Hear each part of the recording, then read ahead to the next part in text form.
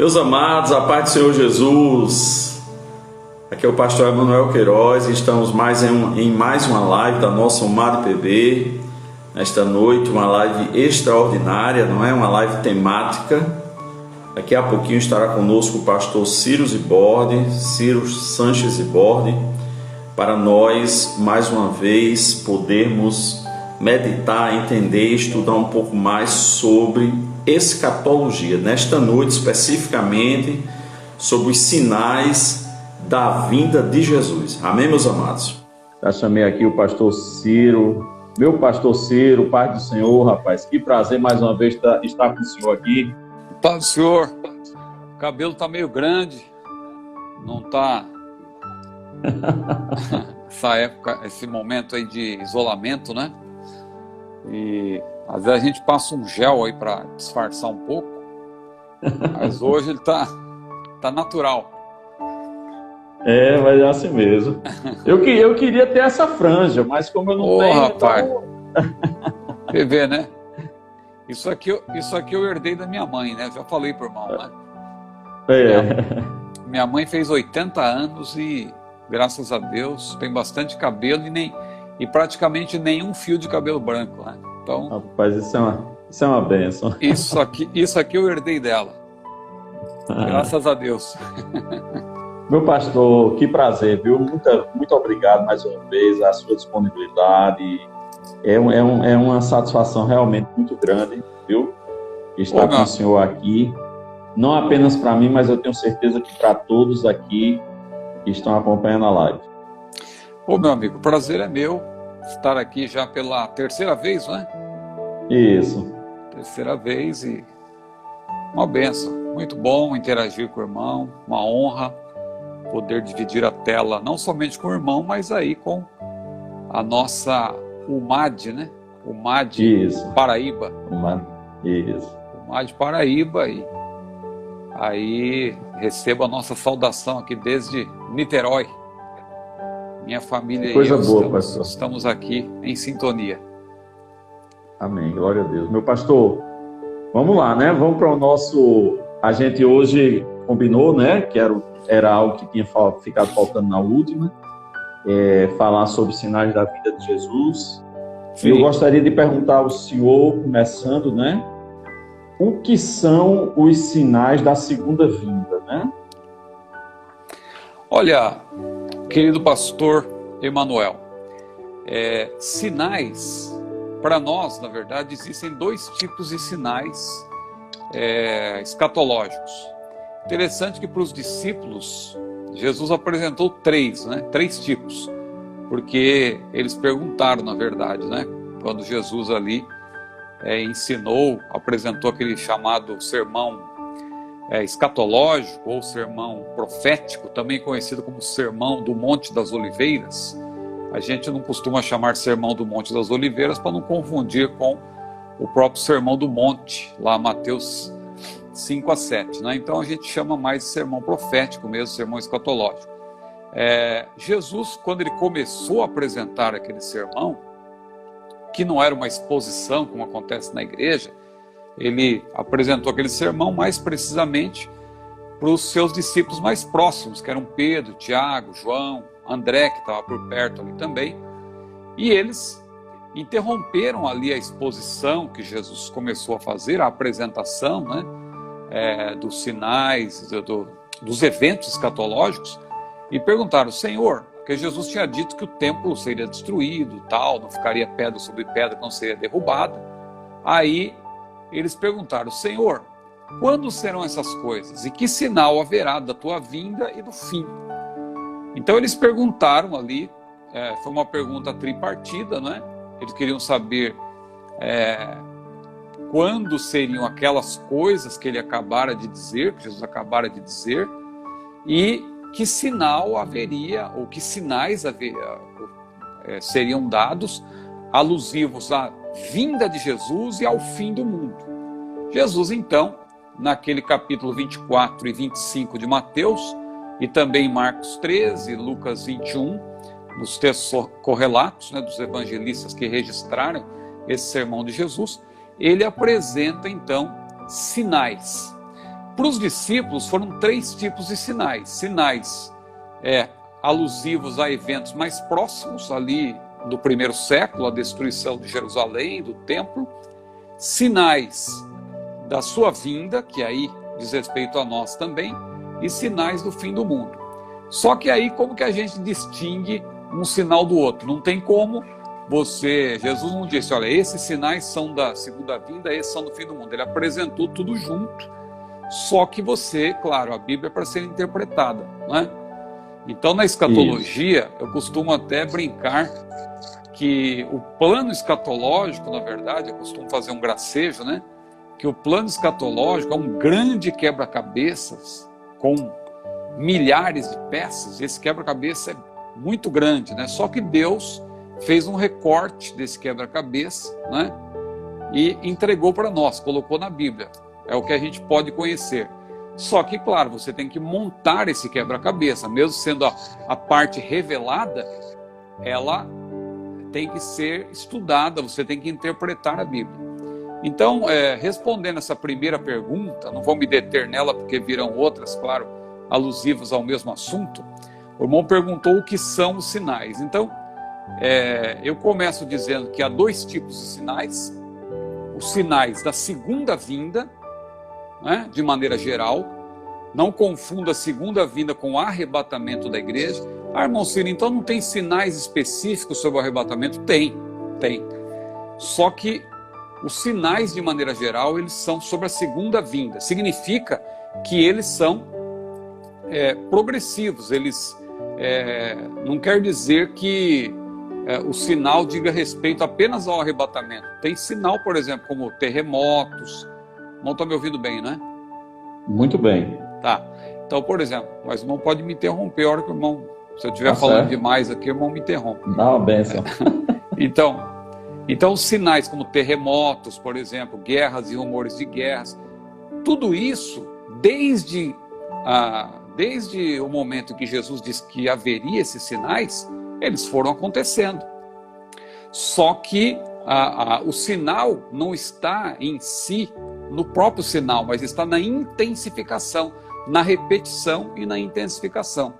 Então, a priori eu diria isso, porque inclusive Jesus compara esses sinais às dores de parto, né? Quando ele diz ali em Mateus 24, tudo isso é princípio de dores, o termo que ele utiliza até ali no grego, odi, é um termo que denota justamente dores de parto, que as dores de parto, ela exemplifica bem esses sinais, porque as dores de parto elas vão aumentando na medida em que vai chegando o momento do parto. Então Jesus se referiu a isso, olha, isso é princípio de dores. A criança ainda não vai nascer, começou as dores, mas ainda tem tempo ainda, né? As dores ainda vão se intensificar até chegar ao ápice, chegar ao momento final. Ou seja, o fim do mundo é o ápice, no caso aí, né? Pensando na pergunta dos discípulos, quando serão essas coisas? Sinal haverá da tua vinda e do fim. Porque Jesus mais adiante ele diz, ainda não é o fim, porque os sinais vão se repetindo. Mas eu acredito que na medida que a gente for explicando aqui, isso vai ficar ainda mais claro. Mas, então esses sinais são sinais indicadores, não apenas do arrebatamento, são sinais, na verdade, da segunda vinda como um todo, e alguns deles vão se estender até o fim. Mas, irmão Ciro, eu não entendi, porque são sinais, depois que a igreja for arrebatada, esses sinais, para que eles servirão? Vão ser sinais também para os judeus. Quando você lê sobre os escolhidos em Mateus 24, não é a igreja, são os judeus. É o remanescente judeu, o remanescente israelita, né, mais precisamente, que vai permanecer até o fim da grande tribulação. Então, Mateus 24, quando se menciona ali os escolhidos, é uma referência aos israelitas, ao remanescente, mais precisamente israelita. Perfeito, pastor. Como é que a gente pode entender, o senhor aí já fez uma subdivisão, né, dos sinais, como nós podemos entender os sinais da segunda vinda? Então,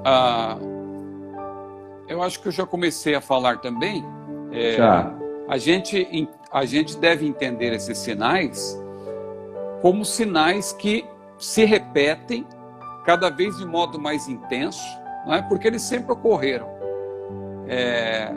Porque a própria Bíblia, a Bíblia explica a própria Bíblia, a gente vai entendendo isso na medida que a gente estuda a Bíblia. Porque senão, veja, já se passaram aí mais de 2000 anos, né? Ou pelo menos 2000 anos, desde que Jesus falou isso. Jesus disse lá em Mateus 24 que haveria terremotos, guerras e rumores de guerras, nação contra nação, reino contra reino, e muitos enganadores e muitos enganados. E isso sempre aconteceu. Sempre aconteceu isso. Então, como que a gente deve entender se esses sinais sempre aconteceram e a igreja estava esperando Jesus já no primeiro século? Paulo esperava, né? Jesus falava da iminência, Paulo, falou da iminência ali, tal, que os irmãos deviam estar prontos, Jesus viria como um ladrão de noite e tal, e nós já estamos no ano 2020. Então, que sinais são esses? Se desde o primeiro século eles acontecem, só que aí que está. O sinal está na intensificação. E aí nós chegamos no momento que realmente a gente vê que não tem mais como, não tem mais para onde ir, né? A vinda de Jesus está realmente muito próxima. Porque se a gente pensar, eu gosto de citar o exemplo dos terremotos. Se você fizer um estudo sobre os terremotos, o pastor Antônio Gilberto até faz uma menção sobre isso.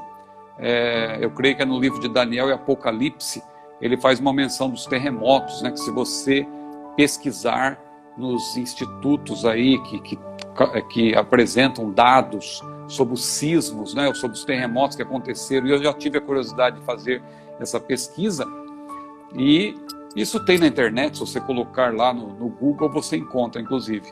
Não é? Nos 19 séculos, do século 1 até o 19, os terremotos foram aumentando século após século. Então, eu não vou dizer o número exato aqui, mas só para citar, vamos dizer que no primeiro século houve 100 terremotos.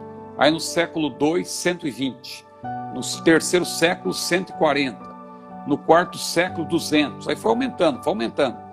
Quando chega no século 20, a quantidade de terremotos que houve no século 20 foi maior só no século 20 do que o número de terremotos em todos os 19 séculos passados.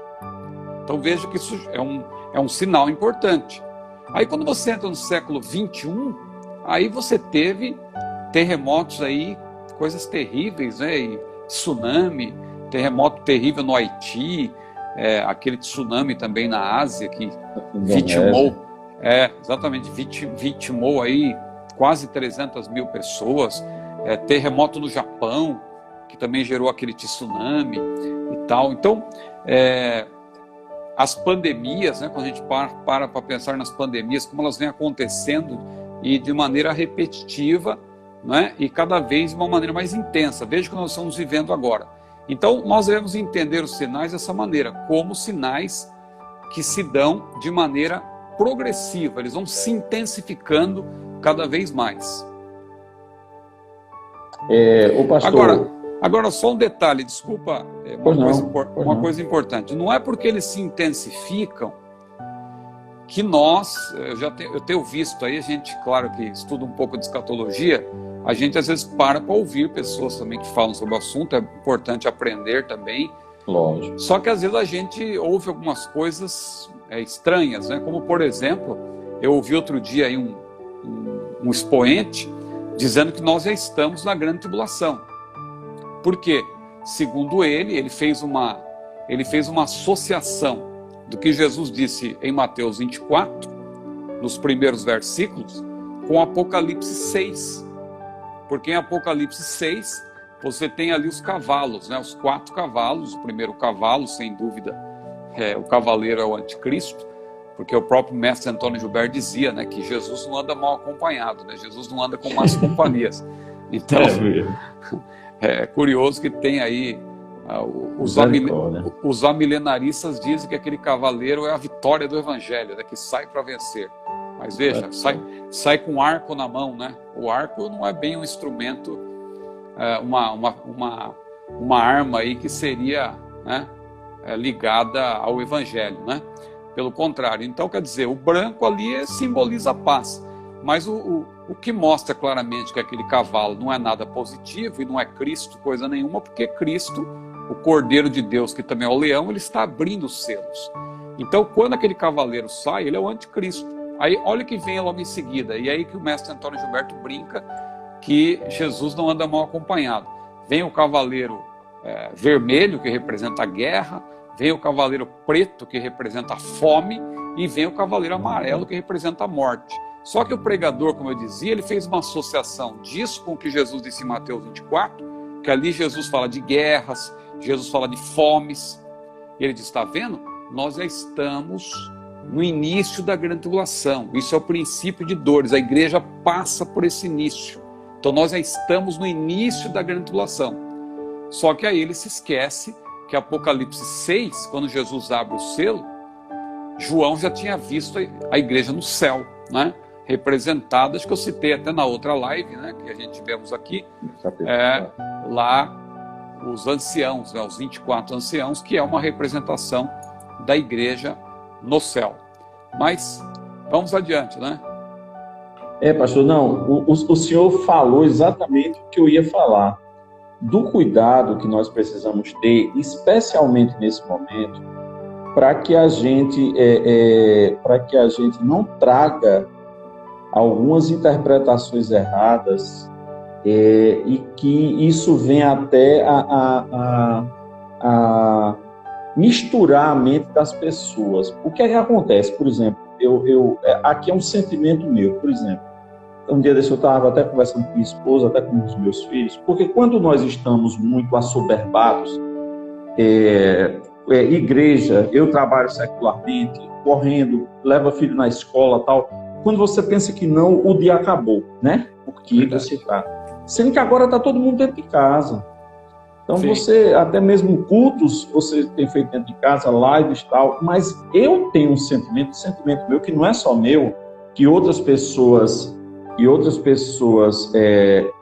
também têm, que é o seguinte, essas pessoas também veem o quê? Que, na verdade, o tempo ele está mais corrido, o tempo ele urge, ele está aquela coisa assim. Então a gente passa a entender, com base no que a gente já estudou na palavra e tal, essa questão da abreviação do tempo, o tempo, esse sentimento disso aí. E a gente vai somando, como o senhor disse aí, a gente vai somando com esses outros sinais que o senhor colocou, como, por exemplo, a questão dos terremotos. Os terremotos é algo muito característico, até porque hoje, com aqueles medidores, né, e os estudiosos da sismologia e tudo mais tal, quando a gente analisa, como o senhor bem fez aí, em um único século, houve mais terremotos do que em todos os outros somados.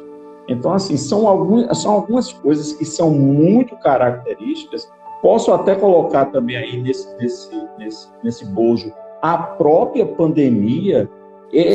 Se a gente analisar, eu tenho dito para algumas pessoas mais próximas que, por exemplo, um vírus em um mundo globalizado, científico e estudioso, para ser, assim, querer até adjetivar, prepotente, de grandes nações ricas e tudo mais tal, um vírus colocou todo mundo de joelho.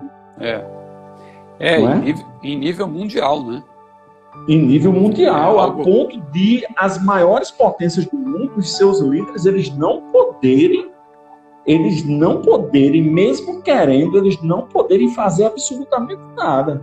O que eles podem fazer para banir, para debelar o vírus, não puderam. O que eles estão podendo fazer, especialmente os Estados Unidos, que é, como se diz, ninguém contra água, contra terremoto, contra mar e contra o FED, né, que é o Banco Federal Americano, Banco Central Americano, ninguém vai contra, porque eles têm muito poder. Mas contra o vírus, ninguém pôde fazer isso. Então, são alguns sinais que eu acredito que a gente deve pensar nisso.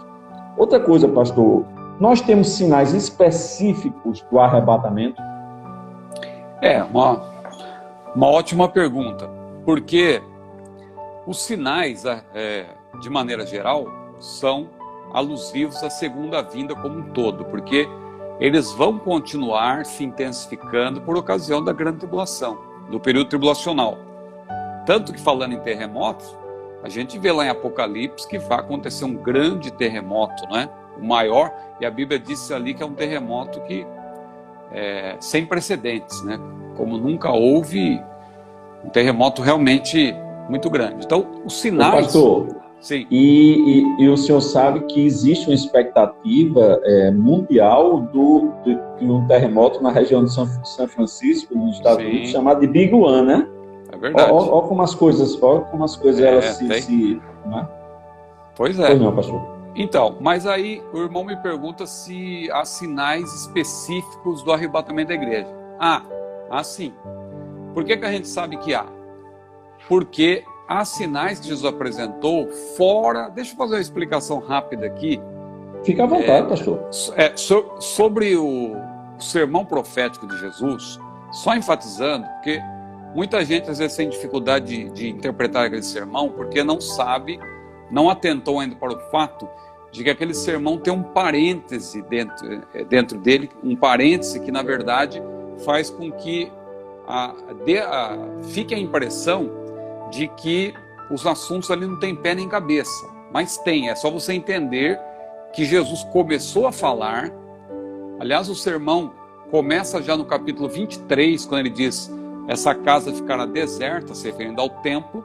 Aí ele continua no capítulo 24, dizendo que não ficará pedra sobre pedra, e ele começa a falar. Quando ele começa a falar, os discípulos perguntam: Senhor, quando serão essas coisas? Que sinal haverá da tua vinda e do fim do mundo? Aí Jesus, ele abre um parênteses, não está escrito que ele abriu um parênteses, é a minha maneira de dizer, porque ele está respondendo a pergunta, né? Então ele abre o parênteses para responder a pergunta. Ele começa a responder, aí você percebe que ele vai falando. Os discípulos eram israelitas, eles faziam parte da igreja que estava se iniciando, a igreja nascente, mas eles eram também israelitas, eles tinham esperança com respeito à restituição do reino a Israel. Eles queriam sair do domínio dos romanos. Então Jesus foi explicando, ele vai até o versículo 35. Até o versículo 35. Porque no versículo 35 ele encerra, que ele diz ali: passará os céus e a terra, mas minhas palavras não passarão. Ponto. Encerrou o assunto. Aí, ou seja, encerrou o assunto, ele respondeu a pergunta. Aí ele retoma o sermão. De fato. Aí ele começa a falar justamente da iminência. Quando ele começa a falar da iminência, ele disse: daquele dia hora ninguém sabe e tal. E aí ele vai falando, nem os anjos, nem o filho, mas unicamente meu pai. Claro que Jesus falou nem o filho, ele se referia, ali ele usou essa palavra porque ele falava dele como homem, né? Claro que Jesus nunca deixou de ser Deus, porque Deus não deixa de ser, Deus é, né? Se Deus deixar de ser é porque ele nunca foi, Deus é. Deus não deixa de ser para tornar a ser, Deus é, né? Então Jesus nunca deixou de ser Deus, mas ao se fazer homem, a Bíblia diz que ele se autolimitou, ele aniquilou-se a si mesmo. Então, na condição de homem, na qualidade de homem, ele disse: daquele dia hora ninguém sabe, nem os anjos, nem o filho, né? Tanto que ali algumas coisas ele estava falando de maneira profética, mas é interessante que ele diz assim: olha, ore para que não seja, isso não aconteça no sábado. Ora, Deus não sabe que vai ser, que dia vai ser. Ele diz: ore para que não seja no sábado, ore para que não seja no inverno, né?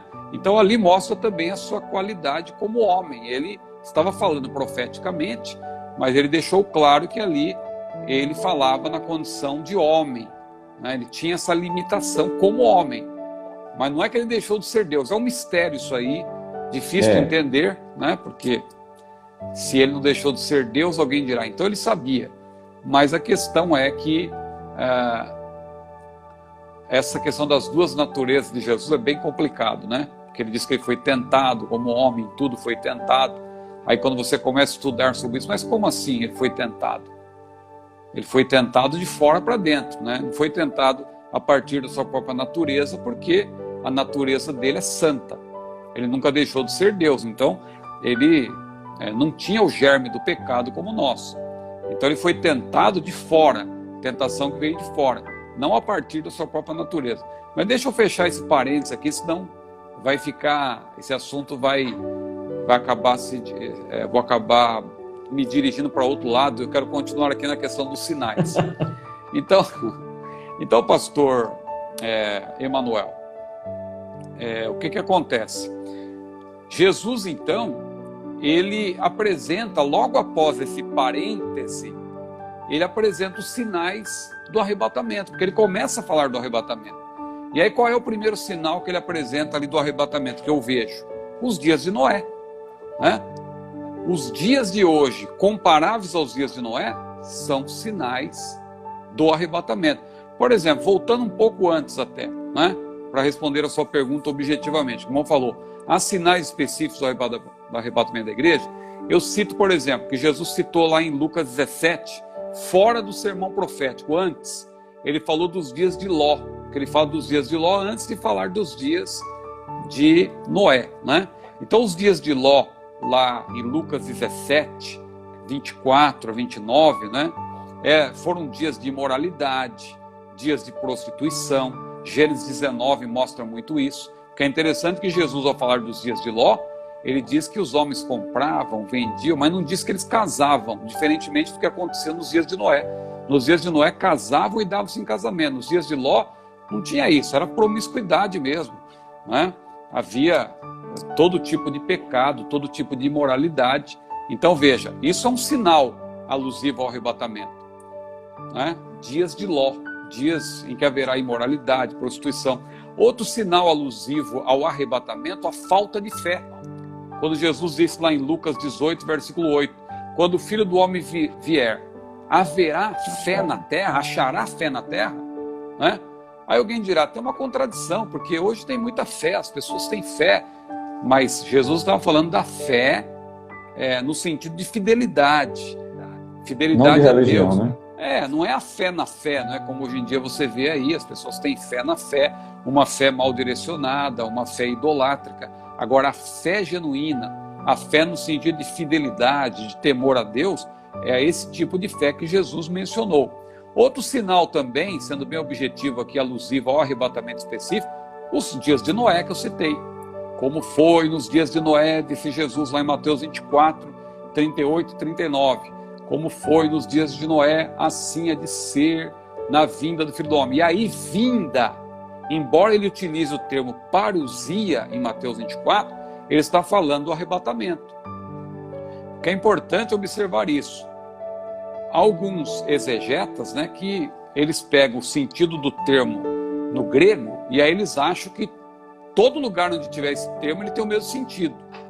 Tome cuidado com isso, porque o que determina o sentido do termo, ao fim e ao cabo, não é o étimo em si, mas é o contexto. Então, por exemplo, parousia significa presença, né?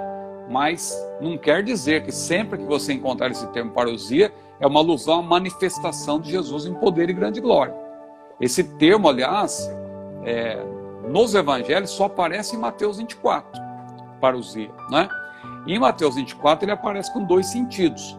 Primeiro ele aparece lá em Mateus 24, 3, quando os discípulos perguntam que sinal haverá dessas coisas e do fim, e da sua vinda, na verdade do fim do mundo. O termo vinda ali é parousia.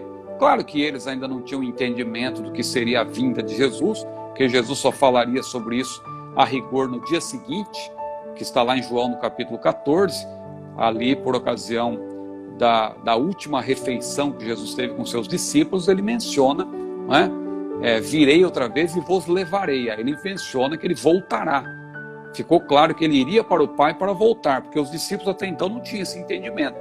Mas eles falam da sua vinda ali numa alusão à presença poderosa de Jesus como juiz, para julgar, para reinar, não é? Então esse é um sentido de Mateus 24. Um outro sentido é do arrebatamento. E você entende pelo contexto. Porque a partir de Mateus 24, 36, Jesus começa a falar da iminência. Daquele dia, hora ninguém sabe e tal. Aí ele diz, 2 estarão no campo, um será levado, outro será deixado. Alguém até ri e fala, não, isso aí está falando da tribulação. Nada disso. Jesus já tinha fechado o parêntese. Ele fecha o parêntese no versículo 35, que ele fala da grande tribulação e tal. Ali é algo alusivo aos israelitas, porque os discípulos eram israelitas, então ele precisou falar daquilo. Quando ele fecha o parênteses, que ele retoma e começa a falar da iminência, ali, a partir dali, você vê que ele segue uma ordem cronológica. Ele fala da iminência, ele cita ali a parábola dos servos também e tal, falando da vigilância com respeito à iminência da vinda de Jesus. Depois ele fala a parábola das 10 virgens também, ele vai na mesma linha, ele fala da iminência, da vigilância. Aí mais adiante ele já fala da parábola dos talentos, que é uma alusão ao tribunal de Cristo, que acontece logo em seguida ao arrebatamento. E ali ele já mostra a sua volta em poder e grande glória para julgar as nações. Alguém dirá, mas que ordem cronológica é essa? Começa com o arrebatamento, passa para o tribunal de Cristo e já vai para a vinda em poder e grande glória e o julgamento das nações? Claro, porque ele já tinha falado da tribulação. Não tem sentido ele retomar um assunto que ele já tinha explicado bem. Porque se ele não tivesse aberto aquele parênteses para responder a pergunta dos seus discípulos, ele começaria com a iminência, falaria do arrebatamento, iria citando, falaria da parábola dos talentos, etc.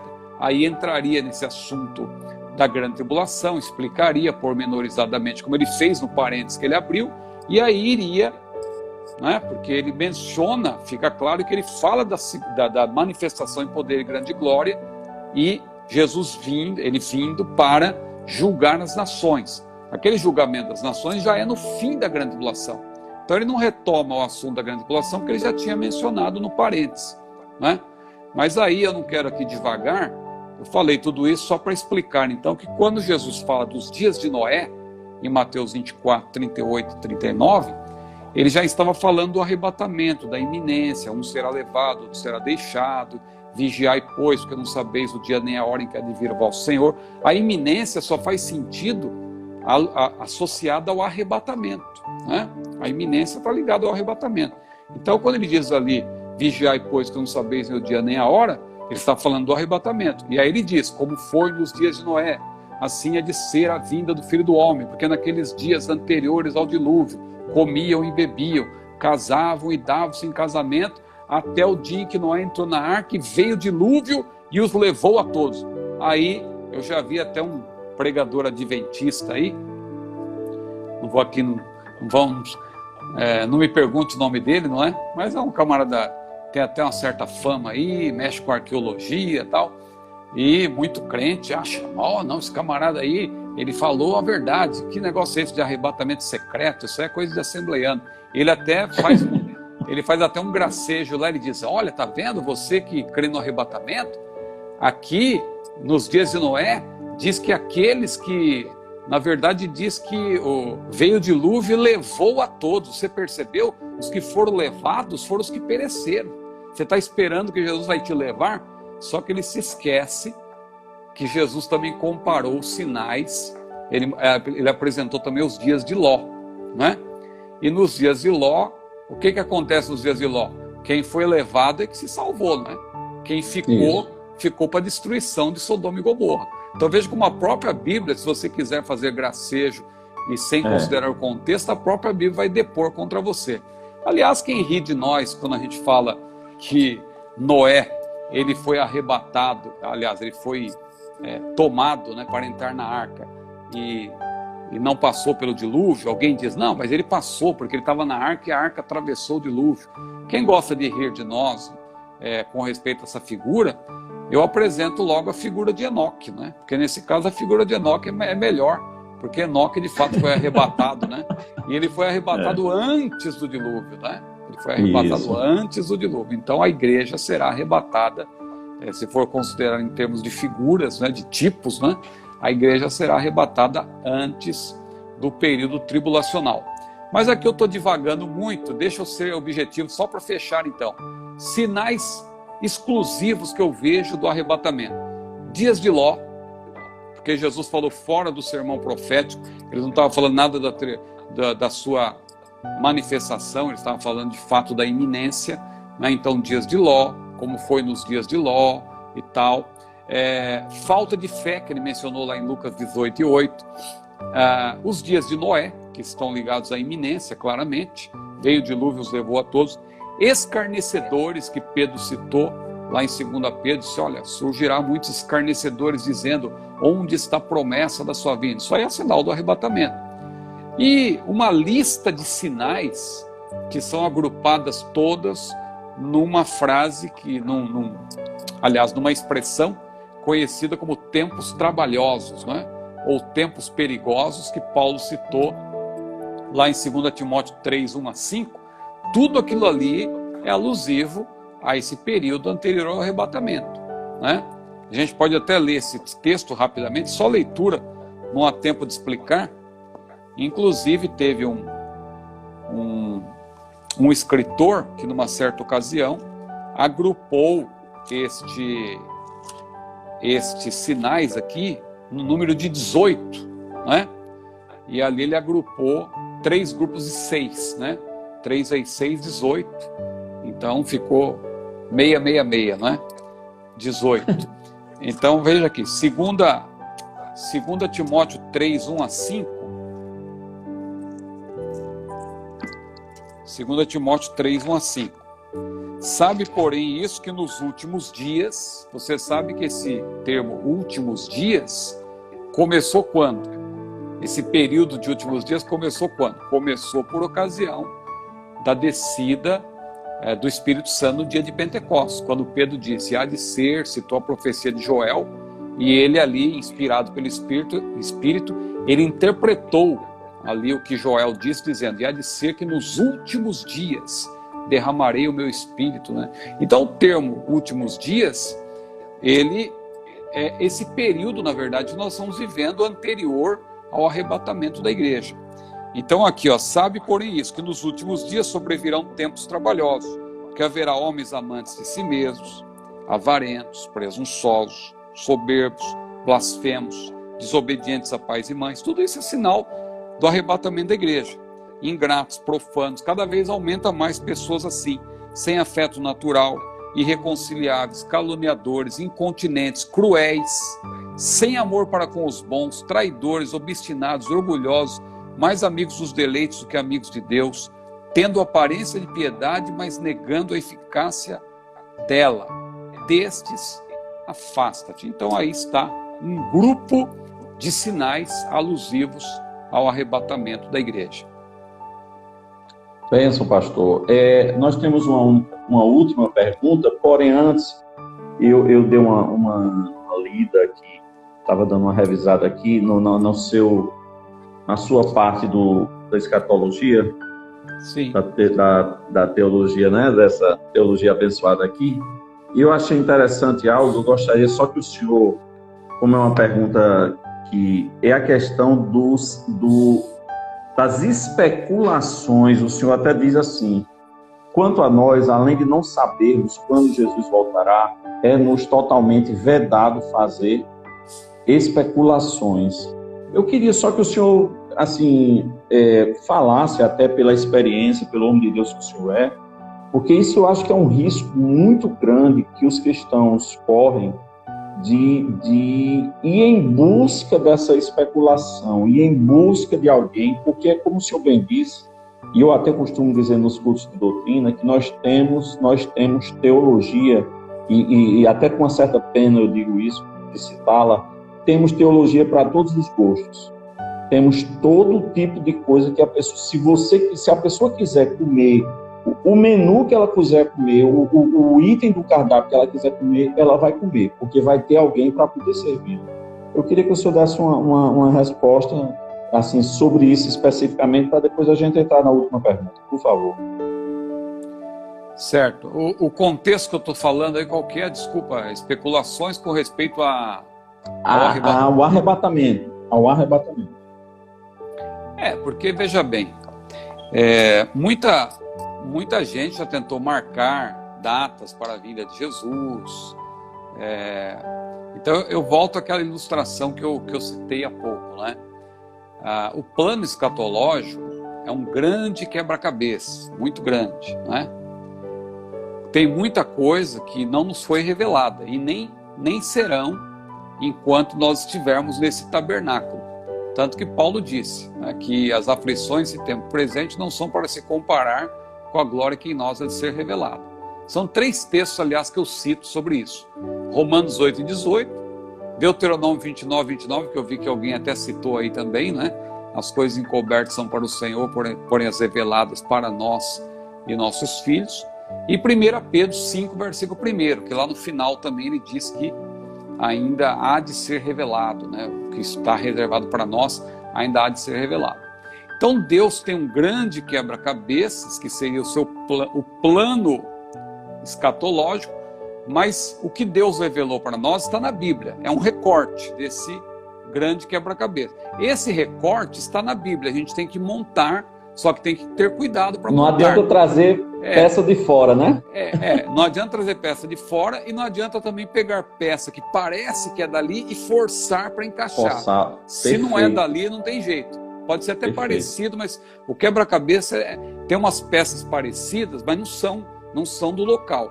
Você coloca para quebrar assim, a cabeça ver. Você coloca e você... pensei que dava, mas não dá.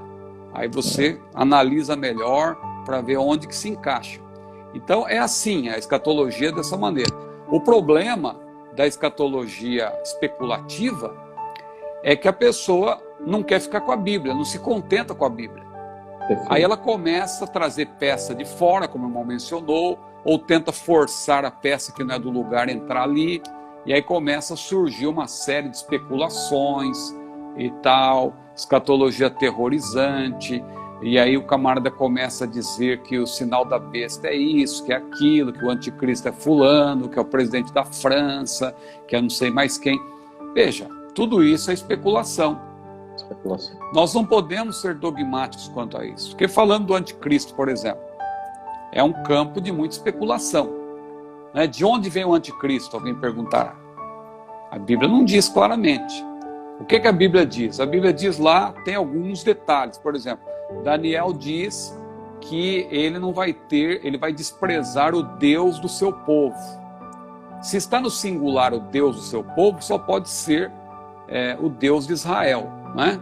Porque quem tinha uma fé monoteísta era o povo de Israel. Só que a maioria dos tradutores da Bíblia prefere colocar aquilo no plural.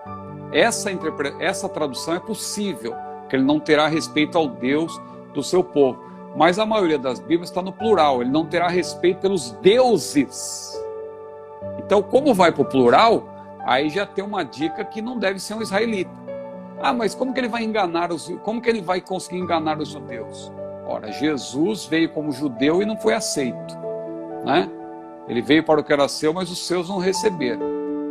Então veja, e ali em Daniel não diz que vai ser um líder judeu para os judeus, vai ser um líder mundial, que vai fazer um acordo com muitos, inclusive os israelitas. Então ele vai ser um líder mundial, vai ter um governo de dimensões globais que vai conseguir fazer acordo com muita gente. E ali tem algumas indicações sobre a sua nacionalidade. Quando fala ali, Daniel, tem pelo menos 2 capítulos ali, o capítulo que fala da estátua de Nabucodonosor, né? Que ele viu lá aquela estátua que tinha cabeça de ouro, peito e braços de prata, ventre e coxas de cobre, né? Cobre ou bronze, né? E pernas de ferro e pés em parte ferro e em parte barro. Aquilo ali claramente são os impérios mundiais que Deus revelou para Daniel, que foram um conquistando o outro. Daniel, com respeito à cabeça, ele deixou claro, ele falou para o rei: és tu, ó rei. Ou seja, a cabeça de ouro era a Babilônia. E aí então você entende, a partir dessa dica importante, né, usando a linguagem de hoje, que tudo que vem depois são os impérios que foram um conquistando o outro. Então o que veio logo em seguida, o Império Medo-Persa, representado ali pela prata. Em seguida, pelo cobre, é o Império Grego, né? Alexandre o Grande e tal. Em seguida vem Roma, representado pelo ferro. Aí tem um grupo de estudiosos hoje, como por exemplo aquele estudioso Joel Richardson, né, que tem camarada até um grande estudioso, no Brasil tem alguns que também seguem a linha dele, dizem que esse reino, o ferro, aí, na verdade, é o império dos islâmicos, não é? Porque o ferro é contundente, o ferro destrói tudo, e assim são os muçulmanos, né? Veja, por exemplo, o Estado Islâmico foi destruindo tudo, aquela cidade de Palmira, né? Destruíram tudo, eles não deixam nenhum resquício da civilização, eles destroem tudo. Só que aí tem um pequeno detalhe, a Bíblia explica, a própria Bíblia. Eles dizem, não pode ser Roma, porque Roma preservava, Roma conquistava, mas Roma preservava, tanto que você fala hoje de uma civilização greco-romana, né? Porque os romanos, eles conquistaram os gregos sem, na verdade, destruir a cultura deles. Tanto que surgiu depois aquele ditado, que o vencido venceu o seu vencedor, ou seja, a Grécia vencida, ela venceu o seu vencedor no sentido de que a sua cultura, até o panteão, né, os deuses, né, eles foram só trocou-se de nome, né? Zeus se tornou Júpiter, Hermes se tornou Mercúrio, mas é a mesma divindade. Aí você fala inclusive de uma mitologia também, mitologia greco-romana, né? Não é simplesmente uma mitologia grega, se torna greco-romana, porque os romanos, eles não destruíram a cultura grega, tanto que mantiveram até o idioma. Qual que era o idioma no Império Romano? O grego koiné, que era falado em todo o mundo, grego também. Aí, então, quem tem essa interpretação especulativa, né? Falando em especulação, veja como esse campo da especulação é vasto. O irmão fez uma pergunta de especulação, já estou falando sobre o anticristo, mas tem muita especulação. Olha aí, eles dizem que são os islâmicos, porque os islâmicos, representados pelo ferro, né? O ferro destrói tudo. Então, só que eles se esquecem de Daniel capítulo 7. Daniel capítulo 2, ali quando apresenta a estátua, é uma coisa. Daniel 7, aparece aqueles monstros, né? Aqueles seres que representam também Babilônia, representam o Império Medo-Persa, a Grécia e Roma, né? A interpretação tradicional é Roma, porque Roma vem logo em seguida. Roma conquistou a Grécia. Eles dizem que não é Roma. Joe Richardson e outros dizem que não é Roma, porque Roma preservou o que estava na Grécia, e os muçulmanos não preservam nada, e o ferro destrói tudo. Só que aí a Bíblia explica. Por que a Bíblia explica? Porque aquele monstro que aparece lá, que representa justamente Roma, e é desse monstro que vai surgem os 10 chifres, aí aparece o chifre pequeno, que representa o anticristo, né, que ele surge desses 10 chifres, que são 10 reinos ou 10 nações. Então ele surge como um chifre pequeno, inexpressível, tem olhos, boca, né? É a descrição simbólica da Bíblia. Esse monstro que representa esse quarto império, é interessante, a Bíblia diz que ele tem dentes de ferro, ferro, claramente é alusão a Roma, mas eles dizem que é o Império Muçulmano, porque o Império Muçulmano destrói tudo e Roma não destruía. Mas olha como a Bíblia explica, as unhas desse animal eram de quê? Exatamente de cobre, porque o cobre representa a Grécia. Então Roma conquistou a Grécia, mas essas unhas de cobre mostram justamente que Roma conquistou, mas não destruiu totalmente. Roma manteve ali, por isso que a gente fala de uma cultura, de uma civilização greco-romana. Mas aí eu falei de tudo isso para dizer que, na verdade, a especulação diz que o anticristo vai ser um muçulmano por conta disso. Mas eu vejo que o anticristo, na verdade, ele vem, as pernas de ferro representando Roma, quando chega nos 10 dedos, representando 10 nações, ali são dedos em parte ferro e em parte barro. O ferro, claro, tem o resquício que derivou de Roma, mas tem o barro, né?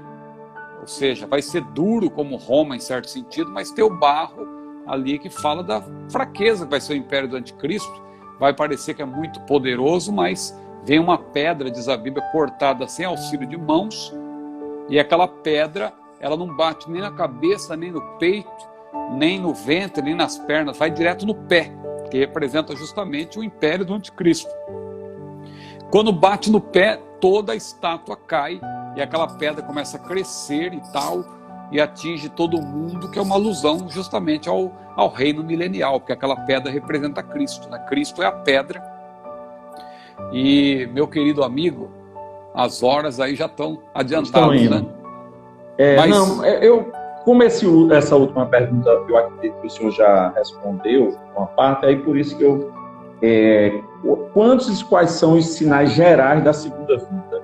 De alguma forma o senhor já deu uma passada por isso aí, né? Deixa eu citar só rapidamente aqui, ó, sinais que são gerais, né? Não são só do arrebatamento. Multiplicação da ciência, lembrando que essa ciência não é propriamente tecnociência, né? Mas é o conhecimento de maneira geral. Claro que essas coisas estão ligadas. Muitos enganadores e muitos enganados, Jesus falou lá em Mateus 24, guerras e rumores de guerras, ou seja, não são sinais exclusivos do arrebatamento, são sinais da segunda vinda como um todo. Fomes e epidemias, terremotos e coisas espantosas, perseguição aos cristãos. Como que a gente sabe que é aos cristãos? Porque Jesus falou que muitos vos entregarão por causa do meu nome. Então ali não é para judeu, não é para israelita, ali está falando justamente dos cristãos. A apostasia, né, de maneira geral. Claro que vem a grande apostasia, por ocasião da grande tribulação, vai haver uma grande apostasia, mas hoje já acontece a apostasia. Iniquidade, esfriamento do amor, grandes sinais do céu, que vão acontecer principalmente por ocasião da grande tribulação, momentos antes da manifestação de Jesus em poder e grande glória, e os acontecimentos ligados a Israel, que também são muitos, né? A gente poderia citar aqui se houvesse tempo, mas aí fica para uma outra live, né? Meu pastor, rapaz, que coisa boa, faltam 2 minutinhos, sempre um prazer, rapaz, e além do seu, glória a Deus por isso, do seu conhecimento, também essa simpatia, esse jeito da gente poder conversar, transitar, é muito bom. Muito obrigado, viu, mais uma vez, por sua participação. Vamos deixar a live salva, com certeza. E o senhor sempre é bem-vindo, né? Sempre é bem-vindo, tanto presencialmente quanto através da live. E se Deus nos permitir, em outra oportunidade, estaremos juntos, viu, pastor? Amém, pastor. Vai ser um prazer. Deus abençoe aí. Quero aproveitar para mandar minha saudação aí para o nosso querido pastor José Carlos de Lima e para todos os nossos amigos aí da Paraíba, né, de maneira geral. Não somente de João Pessoa, mas de toda a Paraíba e de todo o Nordeste, né? Muito bom poder falar com os irmãos aqui desde Niterói, no Rio de Janeiro. E quem sabe, em breve, vamos poder estar juntos, né? Amém, pastor. Muito obrigado, viu, pastor? Um forte abraço, Deus abençoe. Uma ótima noite. Amém, meu amigo. Deus abençoe. Paz do Senhor. Paz do Senhor. Meus amados, encerramos assim a nossa live abençoada, para a glória de Deus. Eu precisei remover aqui os comentários, porque estavam assim na frente do rosto do pastor Ciro, não é? Mas estamos felizes, vamos deixar a live salva. O Instagram já está dizendo aqui que vai me dar uma queda. Deus abençoe a todos vocês, uma ótima noite, a presença de Deus. Deus abençoe. Forte abraço. Deixe o seu joinha e se inscreva no nosso canal. Assembleia de Deus Brasil.